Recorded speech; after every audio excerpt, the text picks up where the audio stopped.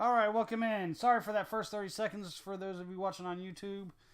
I have a habit of doing that, of not pressing the unmute button, so my bad. My bad. But yes, a lot to talk about today. So let me tell you guys again briefly what we're going to talk about here before I get into everything else. We are going to be talking about the latest news on Danny Farquhar. We're also going to be talking about Jim Harbaugh being threatened by a former University of Michigan football player and the St. Louis Cardinals. They were denied by Major League Baseball their proposal to play nobody but the Cincinnati Reds for the rest of the year. So we're going to talk about that too. Let me make sure that I am being heard. Yeah, there we go. Yep, I am being heard. So, all right, we're good. So, yes, first off, welcome in to 4th and a Mile, presented by Planet Adam. I am your host, Adam Fernandez, the Pharaoh or God King of Planet Adam, if you will. Don't forget to go over to bandcamp.com and check out the homies, A Bloody Chasm, featuring my close homies, Matt Hutton and Jocelyn Gonzalez. Check them out, download their music. They're the ones that do the intro song for the show. They are also just two kick-ass mofos. Especially Jocelyn. Even though she's being nice and says she won't eat your face, my guess is she probably still will if you don't download her music. So go over there and download the music. Listen to them. They have another good 4 or 5 songs on there. Also, don't forget to like, share, subscribe to the YouTube channel, and leave a comment below on the YouTube channel, not on the Facebook show, as to what team bracelets you guys would want. And I'll be sure that you guys get it for free. If you win the drawing, you'll be entered to win a drawing. Right now, I guess because it is still officially basketball season, that would be one that people would want. But I don't know, maybe after tomorrow that might change. So, yeah. Anyways, so first off, let me say, guys, I apologize for not doing the show here recently. The last time I did it was a week ago today. I had a lot of stuff going on in my life personally. I wanted to take time to go back and think about a lot of stuff. Reflect on my shortcomings, my misfortunes, all that kind of stuff. So I did not feel like doing the show last week after last Monday, and even then I really wasn't feeling it. So I do apologize for not doing the show since then, and I hope you guys can forgive me, I guess is the best way to put it. But yeah, I was going through some personal issues and just had some dark times come up. So let's just be thankful that we're all here and we're all watching the show today, and let's go ahead and have some fun with it. So let's go ahead and start off. And I say that, and then the first story that I'm gonna think of, oh hey Carl, I've missed you too, buddy. I've missed you too. The first story I'm going to talk about isn't a fun story, really. We're going to talk about Danny Farquhar. For those of you who don't know who Danny Farquhar is, he is a relief pitcher for the Chicago White Sox. In Friday night's game against the Astros in Houston, he suffered a brain hemorrhage during the 6th inning of the game. It ended up being a 10-0 loss for the White Sox. They lost to the Astros 10-0. He had actually pitched in the top of the 6th inning, allowing 2 runs on 2 hits. But when he was in the dugout after that, he collapsed in the dugout. He was rushed to, ironically enough, Rush University Medical Center in Houston, where it was determined that he had suffered a brain hemorrhage due to an aneurysm. Let me pull that down so I can see. There we go. Okay. And I hope my phone lasts here, guys, because my phone hasn't been charging lately. It's LG, and anybody that has an LG phone knows that they last about a year and then they stop charging. It takes a lot to get them to charge. So, anyways, he was rushed to Rush University Medical Center. Rick Renneria, the manager of the White Sox after the game, said, and I quote, "It takes your breath away a little bit because one of your guys is there and you have no idea what's going on." Like I said, it turns out he had a brain hemorrhage due to an aneurysm. And right now, after having surgery in which they had to open up his skull and put a clamp in, he is right now in critical but stable condition. He is 31 years old, and the doctors, excuse me, after the surgery, the doctors have said that they are cautiously optimistic. I wish the best for Farquhar. The White Sox put him on the 10-day DL. There's no way he's going to be back after 10 days. Not after this. My guess, I have volume off. I'm in public. Oh, okay. So I was just making sure I can, yeah. So I can still be heard. You're just not hearing me. I get you. Anyways, so yeah, my thoughts and prayers are with Danny Farquhar. Again, 31 years old. It really is kind of a miracle that he's even still here with us. He's going to be out probably for the rest of the year. I don't see him coming back. Like I said, they put him on the 10-day DL, brought someone else up. The name of the guy, I can't remember what his name is. They brought him up to replace Farquhar. Again, my guess is we won't be seeing Farquhar for at least a year. Hey, Paula, how you doing, Paula? For at least the rest of the season. Again, he did suffer a brain hemorrhage due to an aneurysm during the 6th inning of Friday night's game against the Astros. So, yeah, they remain cautiously optimistic, so will I. But yeah, that's the latest on Danny Farquhar. If anything else comes out, I'll let you guys know. Yeah, Zuckerberg sucks, man. I hate Zuckerberg. But if anything else comes out about the condition of Danny Farquhar, I will let you guys know as soon as I hear. But as of right now, yeah, he is in serious yet or critical yet stable condition over at Rush University Medical Center in Houston. His family is apparently down there, and the White Sox have asked for his privacy. So, and you can understand that. I mean, the guy is fighting the battle of his life. You know, that's definitely scary. Every time I've heard about someone having an aneurysm or a brain hemorrhage, they've pretty much, he's the only person I've ever heard of surviving that. I remember I was a security dispatcher at SeaWorld back in 2002, I want to say. And a lady there at the park had an aneurysm and died. She did not make it. And I've also known other people that have, or known of other people that have had aneurysms and have died because of them.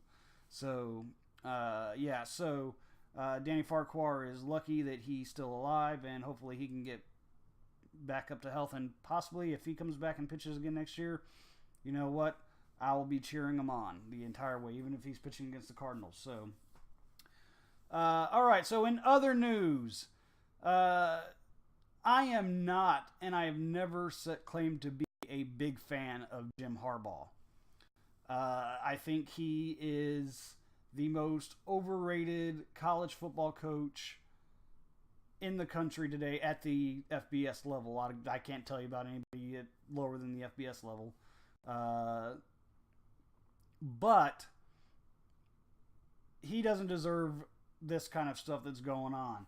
A linebacker that got cut during last season, and I'm hoping I'm saying his name right because I've just read it. I haven't heard it pronounced. But Alisi Mbem-Bose, I don't know if I'm saying his name or not correctly, today went on Twitter to issue an apology to the University of Michigan and Jim Harbaugh after sitting out last Thursday, I believe, some threatening tweets to Jim Harbaugh. Now, here's the thing. He has been mad since the regular football season because he got cut from the team. Jim Harbaugh has basically... He's really kept quiet as to the reasoning behind it, but after recent documents have come out, it was because University of Michigan psychologists have found that Mr. Mbem-Bose was mentally unfit to really, or that he was just having some mental issues, basically. And that is a big reason as to why Harbaugh cut him. My guess is there was some kind of a incident in the locker room, maybe with another player, maybe with Harbaugh himself. But Harbaugh felt the need to cut him off the team. And so, hey, Tess, what's happening? And so that sent Mbumbosi, again, I don't know how to say that name.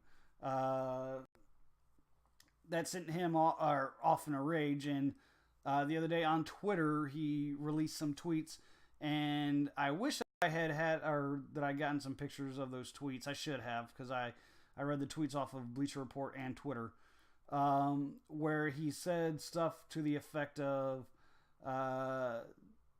hey Jim, don't forget that Michigan is a concealed carry state. That kind of stuff. Essentially threatening the life of Jim Harbaugh. Again, I'm not a fan of Jim Harbaugh. I don't think he's all that good of a coach. I think he's as overrated as they come. But nobody deserves those kind of threats. Especially put out there in the public spectacle, such as Twitter. So when he issued his apology today, he started also raving, I guess, against Michigan police, who he said were harassing him. I mean, never mind the fact that you made some threats against the head coach of the football team by, threatening to shoot him. Sorry, that's exactly what I get out of a tweet that says to the effect of, don't forget that Michigan is a concealed carry state. I mean, what else are you concealing and carrying? Maybe your hairbrush? I don't know.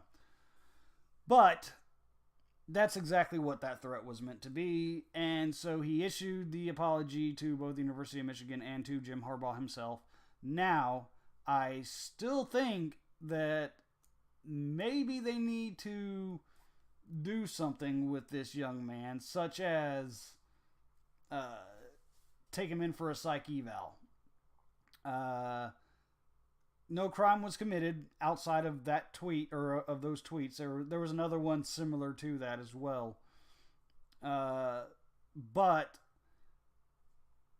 yeah, I mean, you can't be doing that, especially nowadays. I mean, if you guys remember back a few weeks when the Jonathan Martin stuff was going on, and he issued that tweet to his former Miami Dolphin teammates and to his former high school, showing a shotgun and saying, when you've been bullied, you only have two options. One is to, I guess, stay a coward, and the other is to get revenge. After stuff like that, there's no room, especially after the recent shooting in Parkland, Florida, and all the other shootings that we've had recently. The guy, when was it, last night in the Waffle House in Nashville? That kind of stuff. Again, I'm sorry, you can't take threats like that not seriously. You have to take every single thing like that very extremely seriously. Because today people are just off their hinges, man. So for him to say that he was harassed by Michigan police, dude, shut the fuck up. You were not harassed by Michigan police.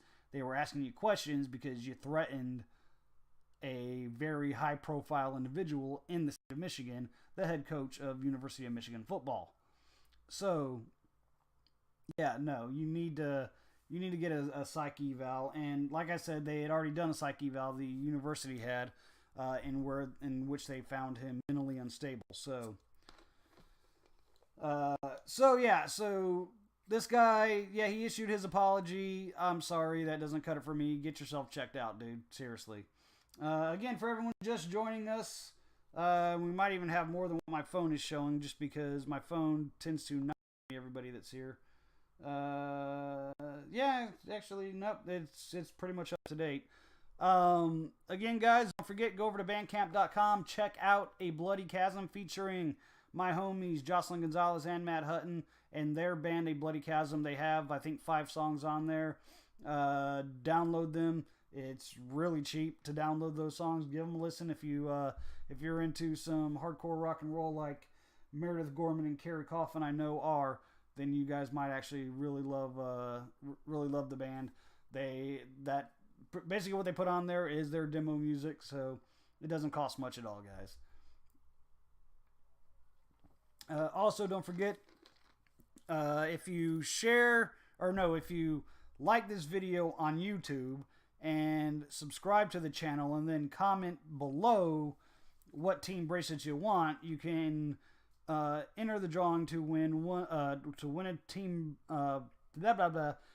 a team bracelet provided by Gina Jewelry Treasures. I know the Spurs might only have one more game left this year, but if you're a Spurs fan, there you go. You can go over to the Facebook page, Gina Jewelry Treasures, and see all the other teams that she has on there. She also has some that she didn't put on there. So just let me know which team you want a bracelet for, and then that'll get you to enter the drawing. So, and guys, if you're looking for a cheap birthday gift for your significant other, there you go too. So, all right, now my phone's dying. So, all right, so on to other stuff, and I was going to talk about the Spurs today too. I don't know why I did not put them. Oh, I did put them on my notes. So yeah, the Spurs yesterday finally pulled out a win in their series against Golden State. Every game up until that point, well, even that game was a double-digit win for the Spurs, but every game beyond that was a double-digit win for the Warriors. They're having to go back to Oakland now. They play tomorrow night, I think at 9:30 if I remember correctly. I think 9:30 our time, so it's going to be a late night for Spurs fans. A big reason I think that the Spurs won yesterday, I think really had a lot to do with the fact that they were playing at the AT&T Center. AT&T Center was extremely loud. The fans were really behind them. I think more so than they were in Game 3. I think in Game 3, I don't think the Spurs fans realized the severe emergency of it all. And then the Spurs just ended up getting killed that game. So right now the Spurs are down 3-1. They need to win every game from here out because they lose another one, then they're done.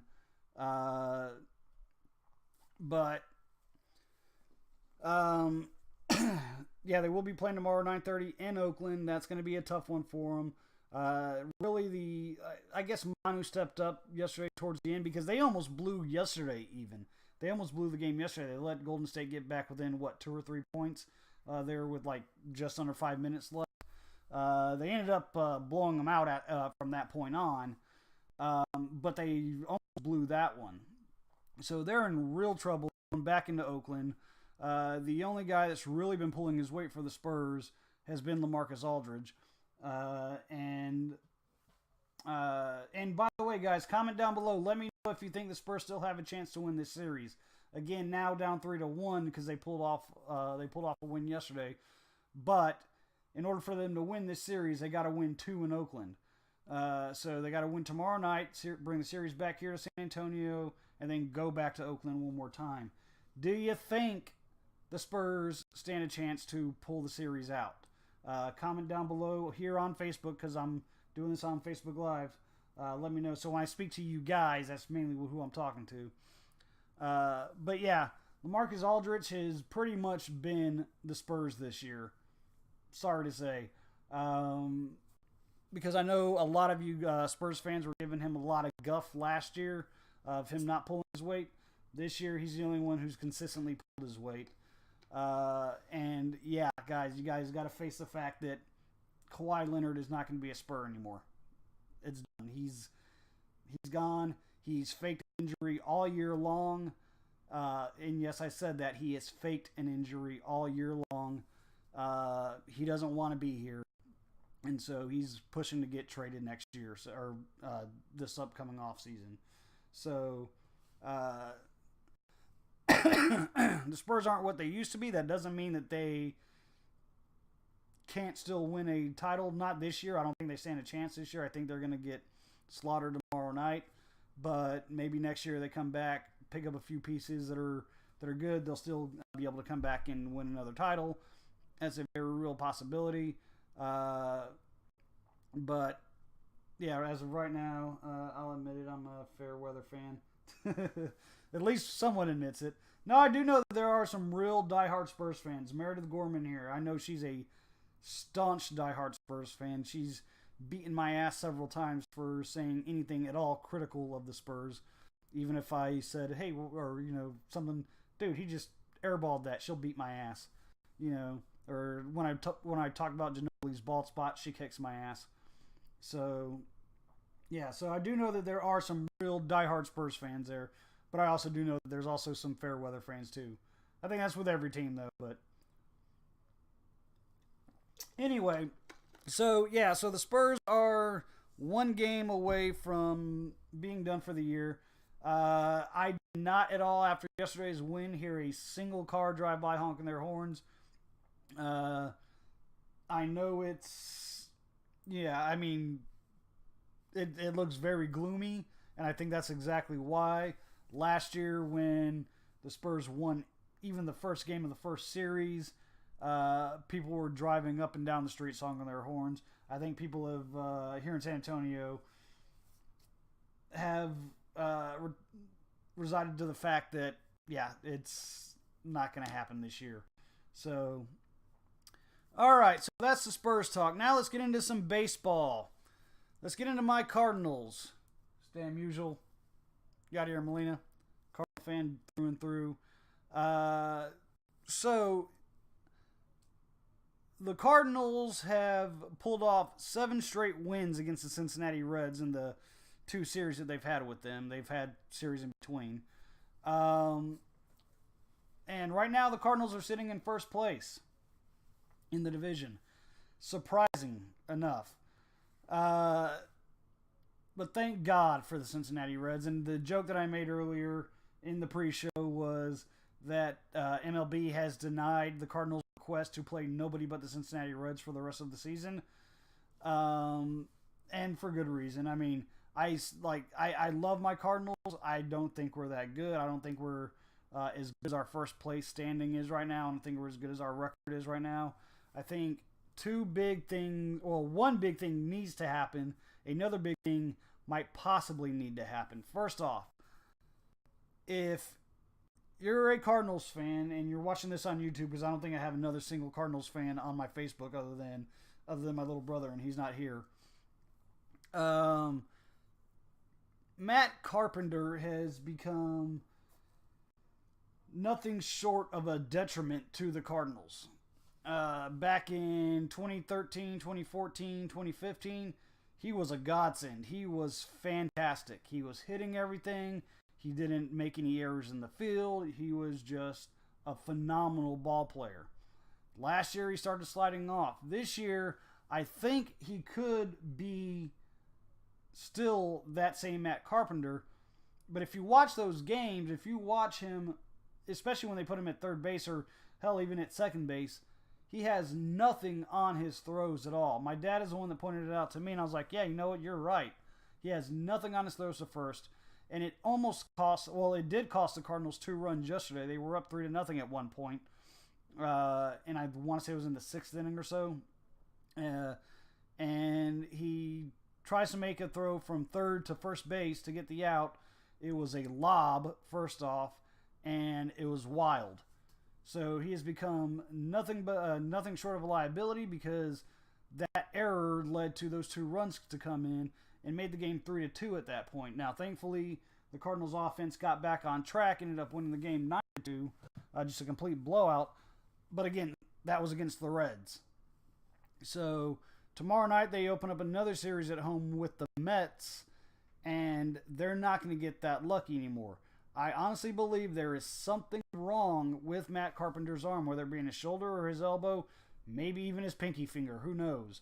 But the fact that he's hitting only, I think, now it's probably less than that. It's probably down to 168 or something now.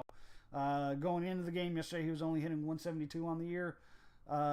That's below the Mendoza line. Baseball terminology, Mendoza line is batting 200. If you're batting below the Mendoza line, you're batting below 200, and that sucks. Pablo Mendoza himself was not a very good hitter, and he hit 200. So, in fact, he was a shit hitter, really. Good hitters hit, I'll say good hitters hit between 260 and 280, and great hitters hit from 280 up. For those of you guys not in the know on baseball. Anyways, I think what needs to be done here with Matt Carpenter is they need to put him on at least the 10-day DL to at least get him medically looked at. Because an injured Matt Carpenter, and that's exactly what I think is wrong right now, is a complete liability. You have Jed Jerko, the backup third baseman, who has been relatively hot so far this year. He hasn't played a lot, but he's been good when he's played. He's a natural third baseman. He has a good arm. Jed Jerko can fill in and probably be a lot more productive than Matt Carpenter has been with the bat this year. And that brings me to the other guy, or the other possible, is Marcell Ozuna. Now him, we know he had an arm issue during spring training. In fact, it was so bad that on the first game of the year, Tommy Pham had to cover a lot of ground to make a play out in left field to cover for Ozuna so that he could make the throw in there because Ozuna couldn't. Now, Ozuna was brought in. We traded away two top prospects, Sandy Alcantara and Magneuris Sierra, to Miami to pick up Marcell Ozuna because Marcell Ozuna was going to be that big bat that we needed last year.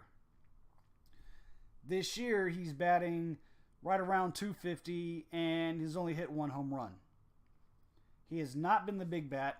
I know that Dan McLaughlin will go on to every Cardinals broadcast in which Ozuna is playing in. Well, I mean, he goes on he's the play-by-play commentator for the Cardinals, and he's constantly talking about how, well, back when Ozuna had an 11-game hitting streak, he had an 11-game hitting streak. Those hits led to nothing, by the way, and those hits were balls that squeaked by the infield. This is not the guy that hit 37 home runs last year. This is not the guy that had 100, what did he have, 130-something RBIs last year, hit 300 last year. This is not that guy. To me, I think still that there is still something wrong with Ozuna. Same thing with Carpenter. I think you need to put him on the disabled list. You already have Harrison Bader and Tyler O'Neill up there. Give Tyler O'Neill some at-bats. Let him get used to Major League pitching. He was killing the ball down in AAA. I think he had already had 6 home runs down there at AAA. Bring him on, keep him up there. Let him fill in left field. Let Bader fill in for Pham while Pham is out with his flu-like symptoms out in center. That's what the Cardinals need to do right now because these two guys have not been producing. At least Ozuna has not been a liability, but Carpenter has been. The answer is already there in the system. You already have Jerko. Let him fill or let him take up third base while Carpenter is getting his arm looked at because there is something not right with Carpenter, and that's just killing the Cardinals. They're in first place right now, but tomorrow they take on the Mets, who have the best record in the National League. They have the best pitching staff in the National League with Noah Syndergaard, Thor, Jake DeGrom. They have a lot of great guys in their rotation. They're going to kill this Cardinals team if we still have Carpenter and Ozuna in there because those guys are not going to do anything against them. Thank God we still have Paul DeJong and Yadier Molina. Those two have picked up the slack for those two. Those two are leading the team in home runs with each with 6, blah, blah, blah. But, yeah, Ozuna and Carpenter, they need to get checked out, especially definitely Carpenter. And I'm saying definitely get Ozuna checked out, but probably send him to the DL as well. So, all right, so the last bit of news that we're going to talk about today, guys. Florida Atlantic, and I had a picture earlier for Danny Farquhar too, but anyways, I'll pull up the picture for Florida Atlantic football. The spring game was this past Saturday. I missed it because I was watching the Cardinals. Because I'll watch the Cardinals over any team in sports, no matter what other team it is. Cardinals have the priority, bar none. in case you don't know, that's Lane Kiffin, also known as Joey Freshwater, the head coach of the FAU Owls. Anyway, they had their spring game this past Saturday, and a lot of stuff has come out about it as far as excuse me, as far as FAU fans are concerned. A lot's come out about it. The Owls' offense did not look like the Owls' offense of last year that just ran through everybody in Conference USA, blowing everybody out. That's pretty much what FAU did last year. FAU didn't have to worry about having a great defense because they could just outscore you. I mean, look at their bowl game against Akron in the what was it called? It's basically the Boca Bowl is what it's called, the Boca Raton Bowl, but the Cherry Tart Bundy something Boca Raton Bowl, in which they blew them out 50-3. The offense last year was phenomenal, but during the spring game, not so much. Now I will say this: they were without Devin Singletary, the best running back probably in the history of Conference USA. They were without Harrison Bryant. Who else sat out? I have them listed here. They were without Aziz Al-Shaair, their leader on defense, essentially. And without wide receiver / tight end / running back DeAnthony McGriff. They all sat out due to injuries. And so those are, especially those three, Singletary, Bryant, and McGriff, are going to be very key components to this offense this year. Especially, and now my phone's dying. Especially because now they don't have Driscoll anymore as the quarterback. They got to go with either the 2 picks, and right now the first pick looks like it's going to be Chris Robeson. The Oklahoma transfer is going to be the starting quarterback this year. DeAndre Johnson, who they brought in from Florida State last year, had to sit out pretty much the entire season last year because of blood clots. But he's been cleared to play, and he did play in the spring game. Neither one of them looked particularly great. Lane Kiffin even said that. He said that he was really happy with how the team looked, in the sense that the team were pumped up, ready to play, ready to get out there. But he wasn't too thrilled with the execution of it all. And a lot of that meant the quarterback play. Neither Robeson nor Johnson looked great. And neither one of them really did a whole lot. But at the same time, apparently it was a very windy day. And so they were overthrowing a lot of balls, underthrowing some balls too. Willie Wright, the sophomore wide receiver, speed machine of the team, had a great day. He caught 7 catches for 78 yards, and that didn't even really tell the whole story of how good he looked, because he was overthrown constantly. Was wide open. He was being overthrown by Robeson and the third-string quarterback, whose name I cannot remember off the top of my head. But the defense, though, looked phenomenal, especially Jalen Young. Jalen Young was the free safety. He led the team last year in interceptions with 7. During the spring game, he snuck in unblocked on a blitz, sacked Johnson, caused a fumble, recovered the fumble. He looked great. He was hitting everybody. He's a brutal hitter for a guy at Conference USA.